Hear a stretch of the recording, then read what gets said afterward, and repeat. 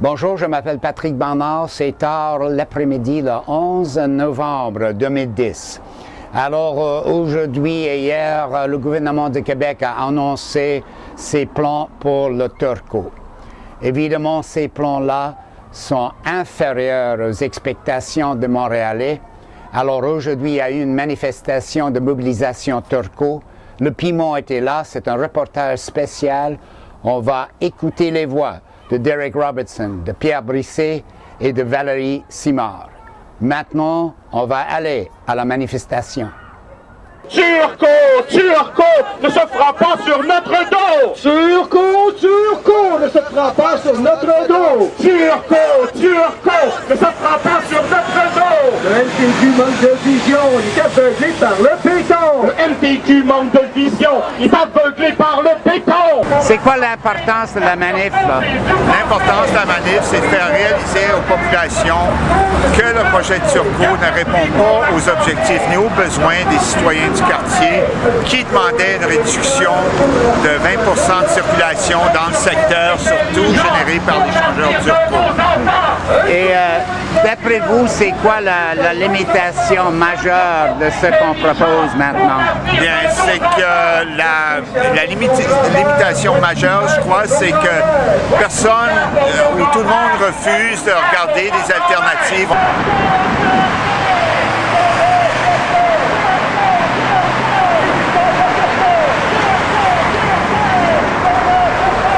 C'est quelque chose à voir. Moi, je suis frappé par les gens qui klaxonnent en bas. Oui. C'est quoi l'importance de la manif, là? C'est tellement important parce qu'on n'accepte pas les expropriations. C'est inacceptable pour un projet pour le 20e siècle que le gouvernement du Québec va déloger des personnes dans un quartier défavorisé. Nous sommes ici aujourd'hui pour assurer que l'MTQ a entendu nos préoccupations. Les citoyens de la Sud-Ouest, on va dit depuis 3 ans, non aux expropriations, zéro expropriation. Le gouvernement ne m'a pas bien entendu encore et nous sommes ici aujourd'hui pour répéter cette phrase et répéter cette fête que nous, on n'accepte pas les expropriations. Et quand vous avez lu les journaux aujourd'hui, surtout Le Devoir, mais les autres aussi, c'était quoi la critique principale que vous avez eue dans votre tête en regardant ce que le gouvernement est en train de faire? Ben, la plus grande critique, le fait qu'il va élargir l'autoroute. Plus des autos, plus des camions, plus de poussière, plus de pollution. C'est inacceptable pour le 20e siècle. Nous avons une chance de corriger un défaut, un méchant défaut. Et on n'a pas entendu ça, on n'a pas vu ça, on n'a pas prévu ça avec le projet comme tel. C'est inacceptable et on n'accepte pas ça. Jamais est-ce qu'on a accepté. Nous avons un choix. Homes for highways. C'est les maisons avant les autoroutes, je suis certain. Dernière question, j'ai l'impression qu'il y a quelque chose qui bouge à Montréal. Est-ce que je me suis trompé? Non, t'es pas trompé. Il y a un nouveau vague d'intérêt par les citoyennes. On va avoir des alternatives d'auto solo. On va avoir une métropole avec beaucoup de transports collectifs. On veut un centre-ville plus vert, plus écologiste et plus agréable pour les personnes qui vivent à Montréal. Oui, le Turcot est important, stratégique pour la métropole, pour le Québec et pour le Canada, mais n'oubliez pas, c'est nous, les citoyens de la Sud-Ouest, qui sont menacés par la pollution, par les expropriations et par une autre route plus grande que jamais.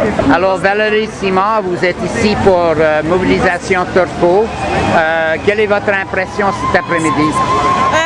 On est vraiment satisfait, on est content de voir qu'il y a encore une mobilisation citoyenne aussi spontanée parce que le ministère des Transports essaie de nous faire croire que son projet est final et qu'il ne peut pas avoir d'amélioration.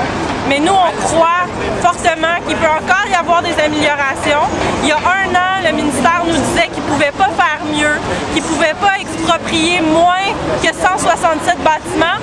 Aujourd'hui, on le sait, on en est rendu à 104, donc on n'arrêtera pas tant qu'on n'en aura pas zéro. C'est la même chose pour qu'il y ait moins de pollution, moins de circulation sur l'échangeur, qu'il y ait plus de transport collectif. On n'acceptera pas non plus de se faire enclaver encore plus par cette autoroute-là. Moi, je suis impressionné par le nombre de gens qui klaxonnent. On est sur le pont, on bat sur l'autoroute. Est-ce qu'il y a quelque chose qui bouge, quelque chose dans l'air, là, pensez-vous? Mais je l'espère, oui. On sentait quand même qu'il y avait beaucoup de sympathie. Finalement, je pense pas que ce projet-là fait tant l'unanimité qu'on essaye de nous le faire croire. On parle du projet du compromis. Par contre, je pense qu'il y en a qui ont dû mettre plus d'eau dans leur vin que d'autres dans ce projet-là. Donc, on espère que la Ville va continuer à s'opposer au projet, qu'ils vont revenir en arrière, qu'ils vont nous appuyer là-dedans pour qu'on puisse bonifier ce projet-là encore.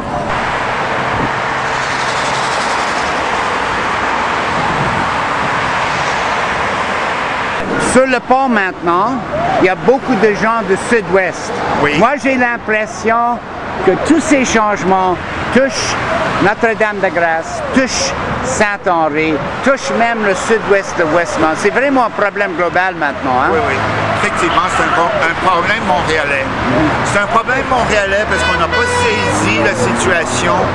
Le problème est vraiment que Montréal est déficient de réseaux de transport en commun efficaces qui vont d'une extrémité de l'île à l'autre. Il faut comprendre qu'avec un SLR qui traverserait l'île de Sainte-Anne-de-Bellevue jusqu'à Pointe-aux-Trembles permettrait le soulagement des réseaux routiers, permettrait des embranchements, par exemple, pour aller à l'aéroport de Dorval, qu'on entend parler jusqu'à temps qu'on se casse les oreilles, qui permettrait un embranchement pour aller à la Chine, permettrait un autre embranchement pour aller à la ville de la Salle.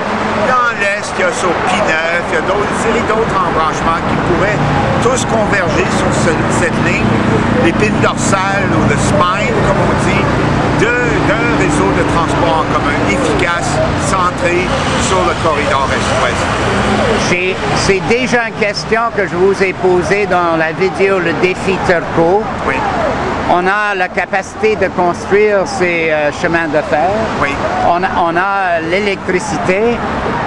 Qu'est-ce qui arrive ici? C'est une question de volonté politique ou quoi? C'est une question de volonté politique parce que s'il y avait la vraie volonté politique, on pourrait récupérer toutes les structures de Ville-Marie et les recycler pour absorber les réseaux de transport collectif sur un des deux travées. Et puis l'autre travée peut très bien accommoder le transport routier, les 4 voies. Parce que s'il y a des problèmes de structure, comme on a vu sur les ponts entre les îles, l'île Sainte-Hélène et l'île Notre-Dame, on a juste à ajouter des piliers en dessous. Ça se fait très couramment. Et puis l'autoroute Ville-Marie, il n'y a rien en dessous, sauf 3 rues qui traversent. Dernière question. Il y a beaucoup de gens qui sonnent en bas. Est-ce que ça veut dire qu'il y a un mouvement maintenant, que quelque chose bouge à Montréal? Je crois que oui. Je crois que l'attention qu'on attire avec le monde qui klaxonne en bas veut dire que les gens commencent à réaliser que le projet du ministère ne répond pas aux besoins des Montréalais tout d'abord, et puis qu'il y a d'autres façons d'améliorer les déplacements urbains dans le milieu urbain. Voilà. OK, merci. Okay. But I'm so sad because all from but they do not remember that? They're making you guys play together. Yeah, I know. And they still don't remember us working together. Moi, il y a beaucoup de gens qui pensent que sans un vrai transport collectif, on va être poigné pour encore 50 ans ici à Montréal. Franchement, est-ce qu'on est prêt à éduquer le gouvernement? Il faut éduquer le gouvernement, je pense.